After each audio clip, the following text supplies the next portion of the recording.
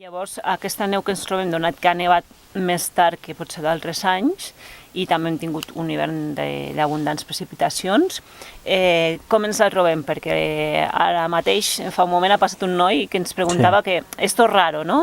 I li hem dit doncs, que no, que normalment a l'estiu no és estrany trobar neu als camins de muntanya. Llavors, clar, això genera al final un perill si no saps massa bé on t'estàs ficant. Com és la neu que ens trobem a l'estiu? Sí, doncs al contrari del que podria semblar, és molt dura, justament per això, perquè és un gra rodó, molt semblant al gel, i és molt dura perquè també pateix gelades durant la nit.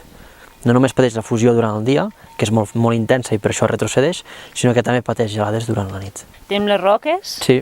Això també ens afecta, la neu?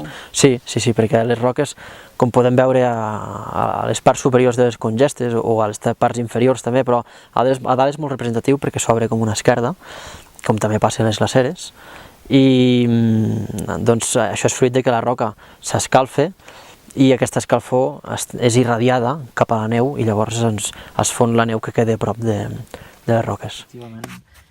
Veiem fins i tot que la neu, el perímetre de la neu segueix la forma de la roca i això vol dir que la roca s'escalfa i transmet la calor cap a la neu i per això es fon.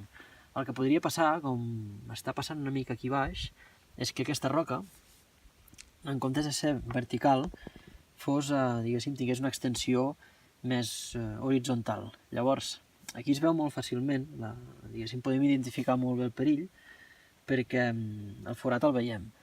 Però aquí, quan la roca s'endinsa per sota la neu, doncs aquest forat, aquest espai també hi és, però quan nosaltres estem a dalt no el veiem.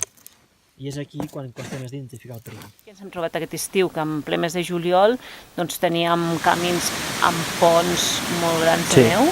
Llavors, què passa amb aquests ponts? Els ponts moltes vegades estan provocats perquè la neu es fon per l'acció de l'aigua que circula per sota de la neu. Com pot passar a torrents o rierols. Clar, llavors ens sembla que hi ha molt gruix, no? Però aquesta neu, per tot el que has explicat, aquesta fusió de capes potser no és tan forta com pensem i ens posem a sobre i ens anem cap a baix, no? I a més del cop ens arrossega l'aigua, no? Efectivament. Serien llocs a evitar i a buscar una alternativa, si és possible, o sempre és millor, si no, donar mitja volta i cap a casa, que la muntanya no es mourà de lloc. Exactament.